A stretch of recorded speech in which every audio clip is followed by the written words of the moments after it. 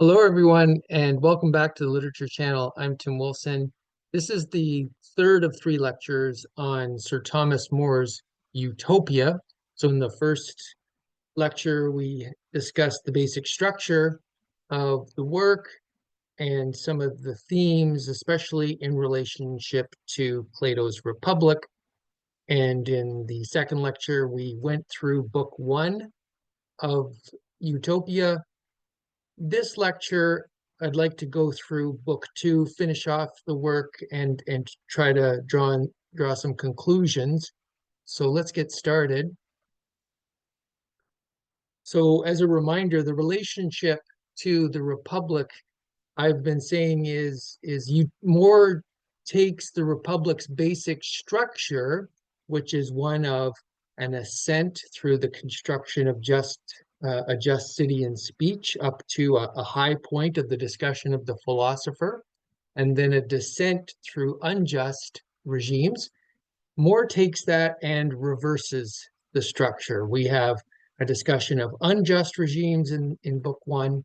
And as we'll see here in book two, it's really the construction of, or the description of, in action as opposed to in speech, the just regime in Utopia, ending off with a discussion with some of his humanist, let's say, philosopher types who form the type of digression at the peak that we see in Plato's Republic. So Plato's Republic peaks with a digression on the life of the philosopher. Here, the digression is in the form of these Parerga that frame the work, beginning and at the end of More's Utopia, his letters and other ancillary material related to his humanist friends. So in book two, just before we get started, I want to point out this the way this utopian fiction works, and this is kind of a genre that More created, is because we have this fiction of this island that is not kind of a theoretical treatise such as uh, Plato's Republic, where we say, okay, we know this doesn't exist in the world. Let's try to imagine one in speech.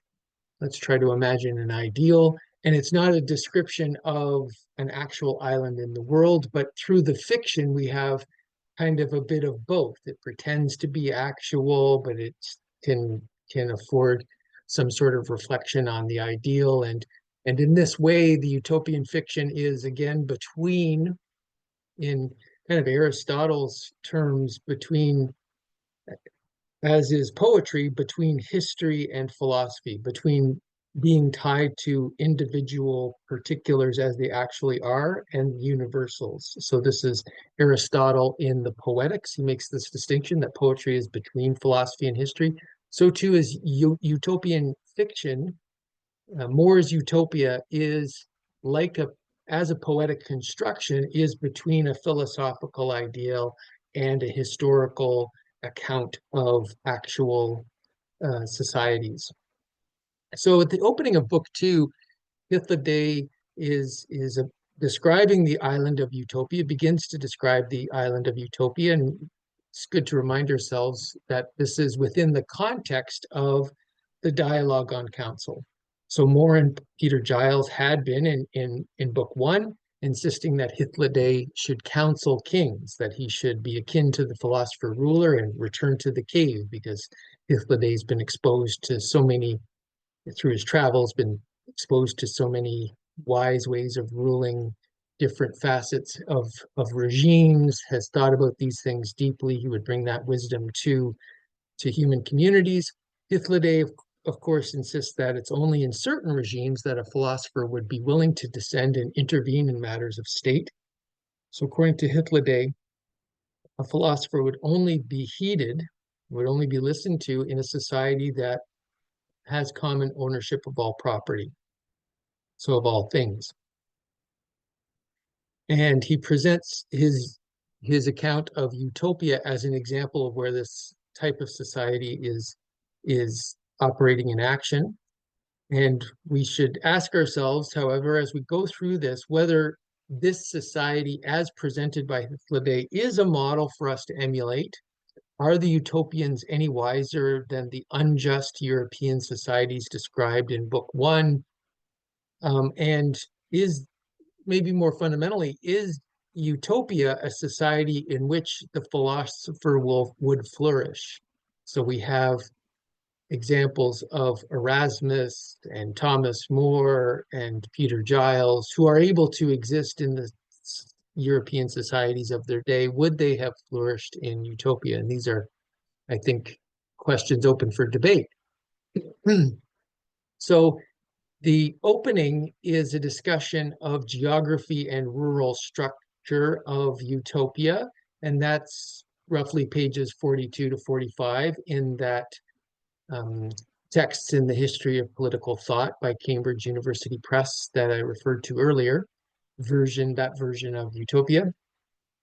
So the geography of Utopia makes it naturally defensible. It's an island, somewhat crescent shaped with a rugged outer shore. People have noted that the island, to some extent, seems to bear resemblance, roughly speaking, to England, but I wouldn't want to stretch that too far. The island was, according to Hythloday, he found out in his travels that the island was artificially constructed by its founder, Utopus, and he separated the island from the mainland. So a major public works project there, had a lot of digging, and this is before excavators even, right? And just as an aside, so I'm from Canada, of course, and when I was a kid, and this is in the 1970s, so it gives you a sense of how old I am. Um, there was talk of Quebec, one of our provinces, separating. So as a young kid, when I heard that in the news, I thought this is what they meant. I thought they were going to dig a trench and be separated by a bit of ocean, that kind of thing. So Utopus took this landmass that was attached to the mainland, separated it physically from the mainland, and in this way, it's naturally defensible and it makes it closed off from the rest of the world. Now, we should highlight that. Remember, one of the things I pointed to that in the last lecture that seems to make the utopians profit so well from the learning from European travelers that they have, that they were exposed to some classical texts by a voyager hundreds of years ago, and that really helped them, and they incorporated what they could, is that they, unlike the counselors or the courts that Hythloday described in Europe, they are open to new ideas. They're not closed off in the realm of thinking, but this maybe belies it. Okay, so this fact that they're so closed off from the world. So before uh, Utopus came along, the land had been called Abraxas, which is a name for heaven. So again, we have to ask ourselves: was the island in its primitive situation before Utopus came along and founded the Utopian society? Was it closer to what is highest for humanity? So this is maybe a question. And then Amarat is the capital. From Greek, we would say that this probably means to make dark or dim. Again, as with many of the names in Utopia, they are undercutting, right? They're satirical names. It's located at the navel of the island, and this says Hythloday, and this is, let's say, pointing to the fact that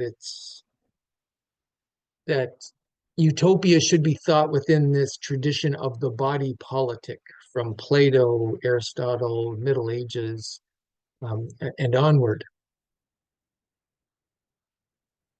Rural features. So he describes the rural farm farming style of living of the utopians. There are houses at proper intervals, at these kind of measured out and planned intervals.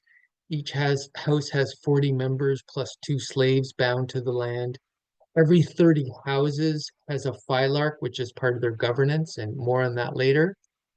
And each year, 20 people move to the city and vice versa. So people are on a 2-year rotation. They're on a farm, working on a farm for 2 years, and then they work in the city for 2 years.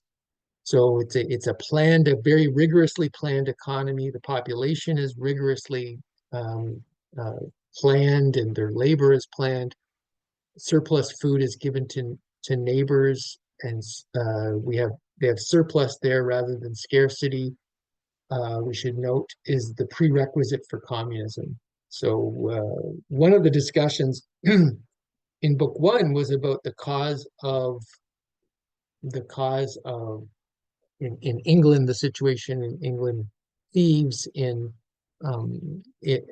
how they should be punished. And Hythloday pointed out, well, part of the cause of this is abject poverty, and that there is lack, that there is scarcity.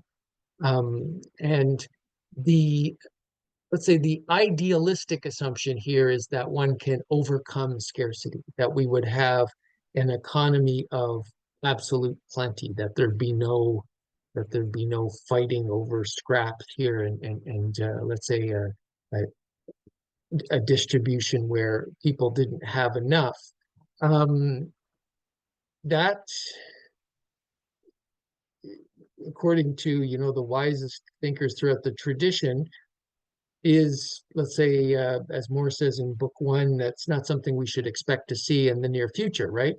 Um, the other thing I'll point to here is in this early description of utopia, in as much as it's celebrated the labor of these people on the farm as well as in the city, it's a return to this notion, or maybe for the first time, a notion that there is a virtue in labor. So since the ever since the classical tradition, there's been having to work with one's hands, and having to work to sustain oneself is a mark of a base existence, a not noble existence, as well as the good life requires, according to Plato and Aristotle, the leisure for one to contemplate or to pursue higher goals.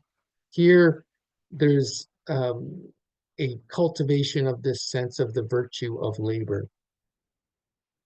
So I'll just point out that, again, with Plato's Republic in mind, right? It's always in the background. At the beginning, as they're constructing their just regime in books 2 to 4, at the beginning, we have a city of pigs, Socrates calls it, where he's just saying, okay, well, I guess everybody has to, we have to make enough food for everyone, and, maybe somebody makes shoes, that kind of thing. And so this description of a rural existence that we start off with is almost parallel to that. It's just, okay, everybody's got enough food. Everybody's going to work to make sure we have that. We haven't yet started to talk about the higher things of political existence, of how they're going to politically arrange themselves, to what extent, this being together and sustaining one's existence. What is it for? Are they able to cultivate virtues, moral education, spiritual and religious reflection? Those come later. And just as in the Republic, those reflections come later as well. So pages 45 to 48, again, of that Cambridge edition, he talks about the cities and how they're organized. He says all are the same except where geography is different, but Amarat is exceptional. It's similar to London. We learn the doors are always open there. There's no private space. Once a year, a suffragant, now called a phylarch, is elected from every 30 households, and for every 10 suffragants, there is a tranibor, now called a head phylarch, an advisor to the prince, and all 20 suffragants are brought together to elect a prince for life. They take an oath swearing to vote for the best person. So there seems to be, if we bring this all together, a mixed regime bringing together aristocratic and democratic elements. So they're going to vote for the best. So there's going to be a cultivation and power filtered to these um, uh, a prince and to these leaders that are the best, but there's this kind of democratic process for arriving at it. And you can see I've tried to schematize it here. We have, if you do the math, there's looks like there's about 6,000 households and about 100,000 inhabitants per city.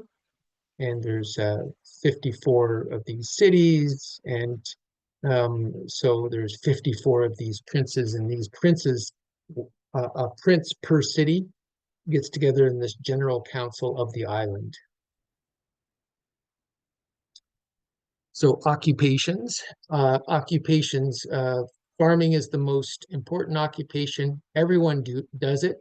It's not just for the despised, the lowest among society. There's uniform dress code, and all learn a trade, even women. And we should note here in the treatment of women, there's again a parallel to the Republic, which was one of the three waves that Socrates had to deal with, is that there's no difference in terms of how the roles that are provided for women. The suffragants ensure no one is idle. The working day is 6 hours long because everyone is working and they only produce essentials, so they don't need to work more than 6 hours. Here's a breakdown of the utopian day. We have free time at the opening of the day from 4 a.m. to 8 a.m. That's early in the day. Thomas More, according to the biographer, got up at 2 a.m. even and used his hours to get some of his studies in, some of his reading. Or in Utopia, they can go and hear lectures. I tell you, I teach. I've been teaching for 30 years at the university, and sometimes you get a late class, or maybe the worst is for the students. It's okay for me because I'm a morning person. Is the 8:30 class? It's tough to get them moving and the juices flowing at that point.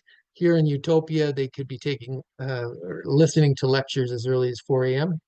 Work uh, in the morning is from 8 a.m. to 11 a.m. They stop for a lunch break. Then they work from 1 to 4. And then they have more dinner or free time, including the vice virtue games. So even the games, there are games designed to cultivate virtue and get them to turn away from vice. And then they have time for sleep there. Note he points out that free time is only free. You're only allowed to do it if it's used productively. So it's a different sense of freedom there, right? It's not a modern liberal sense of freedom. So um, I, I have another video on that touches on this a bit, on Nietzsche's critique of liberalism, and which points to this a bit as well. So I invite you to look at that. But basically, More is pointing here to a distinction that was only really fully articulated later in modern political philosophy between, let us say, a negative and a positive notion of freedom. So these are the terms of Isaiah Berlin later, and Benjamin Constant, his own way in the 19th century, isolated these notions. So in the classical tradition, freedom is a freedom to live towards one's end.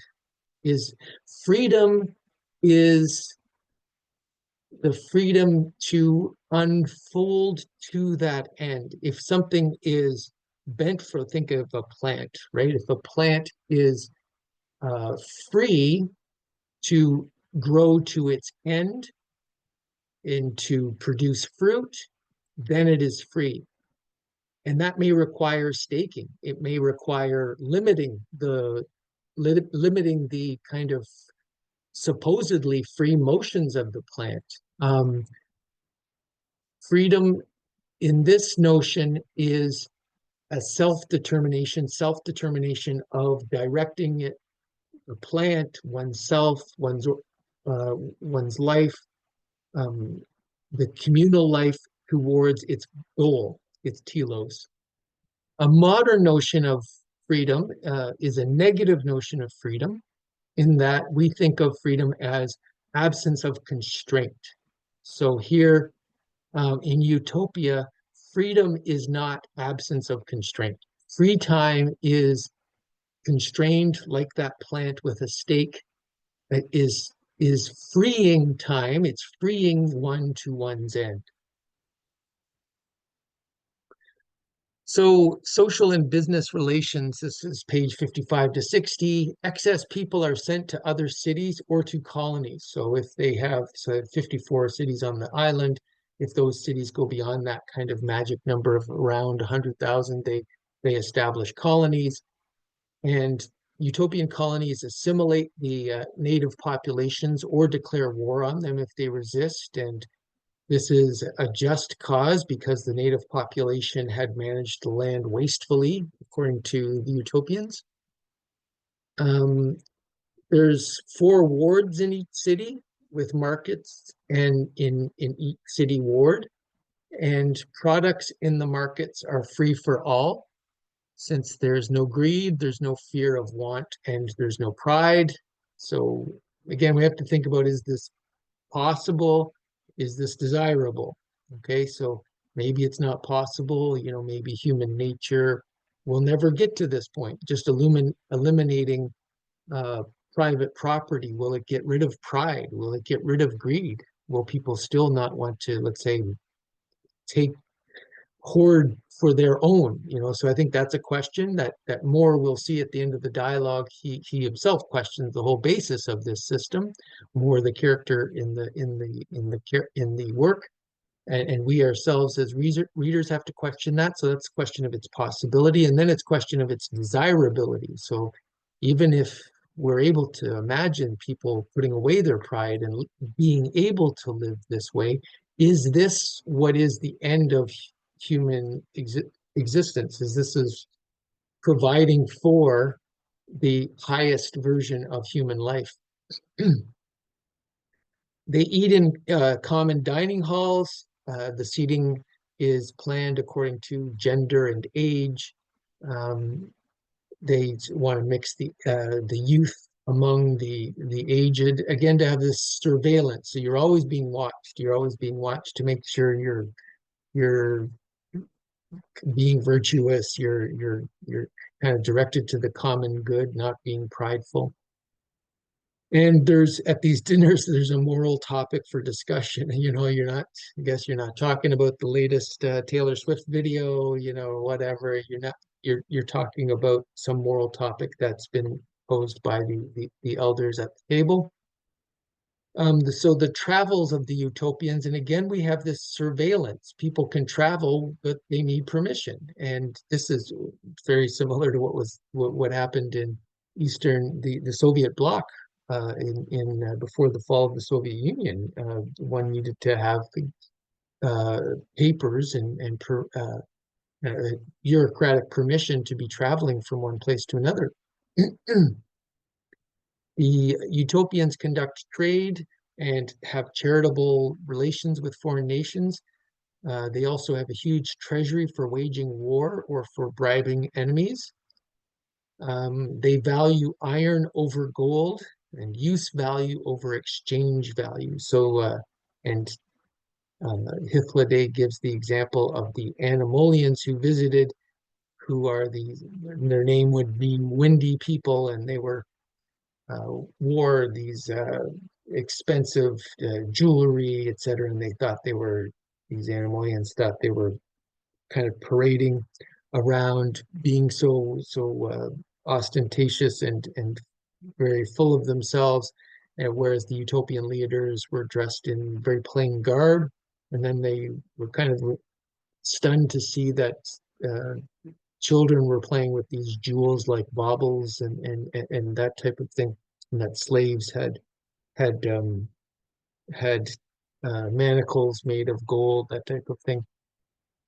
Moral education. So you can see we're building from building from the initial discussion of, let's say, the city of swine in the Republic, of just filling basic physical needs, to social relations, to now moral education, and let's say the higher pursuit, what is this all for?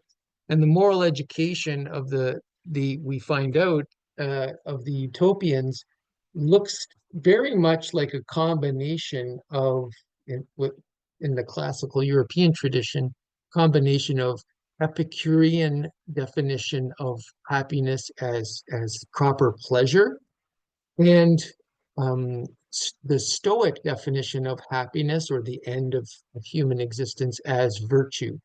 So for the utopians, happiness is virtuous pleasure. And then in the next section, there's a discussion of slaves and the family. There's three classes of slave. So again, questionable social practices from our point of view. I think in More's day, this would have not been questioned too severely. The interesting point here on the incurably ill are urged to kill themselves. This is page 80 to 81. I'm not sure to what extent within Thomas More's own Christian context, I'm not sure if that would have been seen as a kind of rational conclusion about what would be the right course of action. It stands as a question mark in my mind. Potential mates see one another naked, so they think of marriage as a transaction akin to buying a horse. And again, note in the Republic, women will be training naked with men in the gymnasium. So in international relations, they have allies, friends, enemies, of course. Utopians hate war, but it turns out that they end up going to war for quite a few reasons, and other reasons that can be inferred. So they protect their own territory, of course, to help friends drive off enemies, to liberate oppressed peoples, and then, that's already getting into a questionable territory.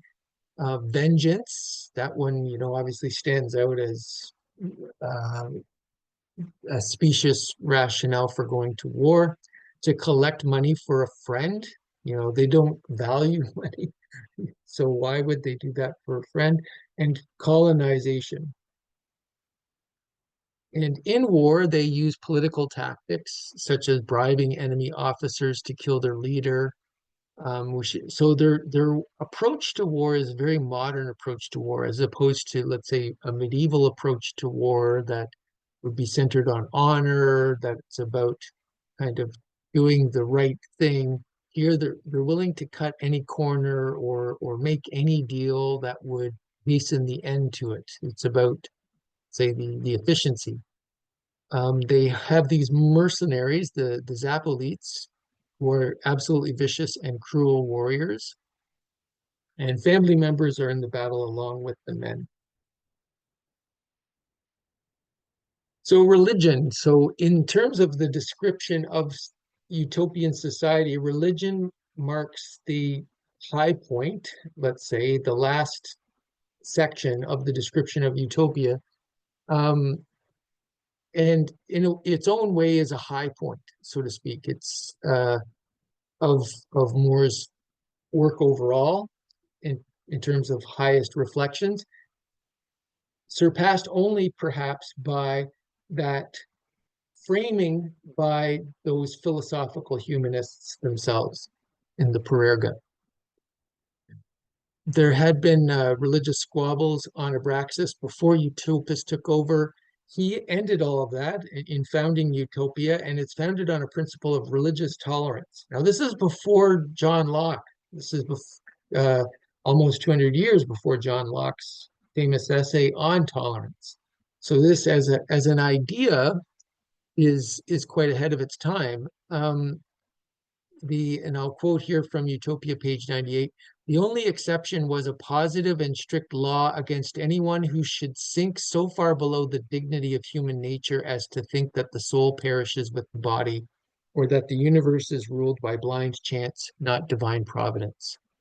So there is tolerance, but everyone at least has to think, or at least has to hold that the universe is has a plan and is ordered. And you could see that um, as a political exigency. Sorry. So why do I say that? Um, what forms the foundation of a citizen obeying the laws of the country, not harming others, being somewhat devoted for the common good? What forms the basis of that? Is it just fear of punishment that they'll get caught, etc.? The assumption in political philosophy is that there has to be some sort of moral foundation generally beyond that.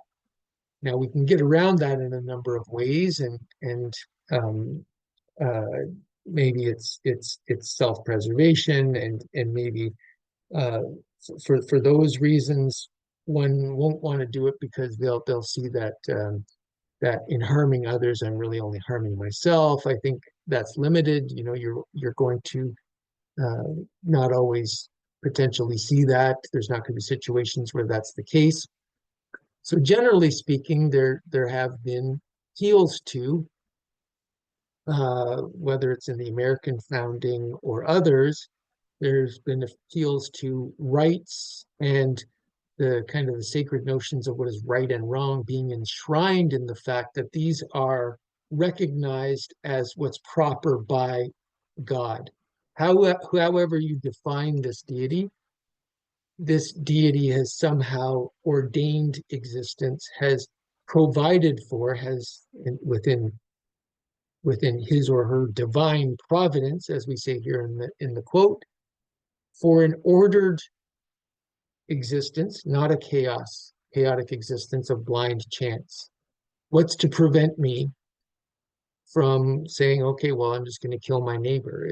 That's just a random action, just as that a volcano on an island erupting thousands of miles away, just as the random evolution of various species produced me and fellow humans at this point in time. This was just a random throwing of a deck of cards against a wall, and they kind of fell one way. What's the difference if they fell slightly different way and that meant that my neighbor died? Um, for the utopians, and as I said, for most regimes, their foundation is upon some sort of notion that no, it's there's some sort of order to existence, that this is better than that there's good, that there's wrong, that this has been ordained in some sort of higher order. So tolerance goes so far in the utopians. Um, they so we'll see that the utopians see that there are basic truths about immortality and providence are accessible to natural reason. So, and this is also very true of, like, let's say, early modern political philosophy, that say within by observing nature, or the book of nature provided for by God, we can see that there are certain truths, that are reveal themselves to us through our natural reason. Even if you don't have access to Christian revelation and you know a holy book that says here are 10 commandments, don't kill one another. You don't need that revelation in order to know that, well, it seems that killing's no good. People avert it. I see every species doesn't want to be killed. That seems to be a bad thing, not just to me, but if I observe existence, if I observe the natural world, I see that that appears to be a bad that all living things want to avoid. Um, so the the utopians also adhere to this type of natural theology. So Hythloday draws his conclusion at this point. He emphasizes that all other states are not just, and due to the institution of private property, he emphasizes how utopia has solved this problem and that its inhabitants live virtuous, pleasurable lives. And he says that the attachments of others to their own systems and to their own private property is rooted in the deepest sin, pride. So the character More states, he's reflecting on this, and he states that there are many features of utopian society that seemed appealing, but he doesn't expect them to be adopted. So he doesn't feel it's in the question of desirability and possibility. Possible doesn't appear to be possible. Also, it doesn't appear to be desirable. Why? Fundamentally, he's opposed to the basis of the whole system. That is their communal living and their moneyless economy. And then we have the Parerga, just again as a reminder that we have these letters and other material. And here's one example. There's letters, dedicatory poems appended at the end, and one is a poem in the utopian language, so to speak, with transliterated from their letters, and we see an example of the utopian alphabet there. And here it goes, it's translated in this way. Utopus it was who redrew the map and made me an island instead of a cape. Alone among nations resplendent I stand, making virtue as plain as the back of your hand, displaying to all without argumentation the shape of a true philosophical nation. Profusely to all of my own store I give. What is show me that's better, I'll gladly receive. So just a reminder again that in this way we have kind of this playful exchanges of these humanists at the end who are responding to More's work, trying to pill out some gems and playing also on the fact that More's playing on the fact that some will read this literally. There was a joke in the letter to Peter Giles at the beginning, the first before book one. There's a joke that More makes that some priests want to go and try to convert the utopians to Christianity because they're taking it all literally and not seeing, let's say, philosophic truths behind it. They're trying to take this as a literal account, a literal, okay, we should all try to adopt this type of society and that this island really exists. The humanists, and again, here's the high point of the reflection, can stand above that. They know that these are, let's say, indirect teachings. This is indirect policy on More's part. Remember More's distinction. We talked about this in the second lecture when we talked about book one. Hythloday saying, I can't go counsel kings because I'll say this and they'll just laugh me out of court. They'll think it's crazy. And More says, no, you can't just go out and say what you mean. You have to be indirect about it. You have to influence people indirectly because they're going to be stuck in their opinions. This is an example, and he and his philosophic buddies know this. Thomas More, Giles, the others that are responding in the Parerga are poking fun and are aware of the fiction, are aware of this as influencing indirectly. So with there, I'll close. I hope you enjoyed these lectures on Thomas More's Utopia. If you haven't read it, I hope it's somehow spurred you to want to go read it. It's a short work. It's such a thought-provoking work. And as I said at the beginning, one of my favorites. So thank you very much.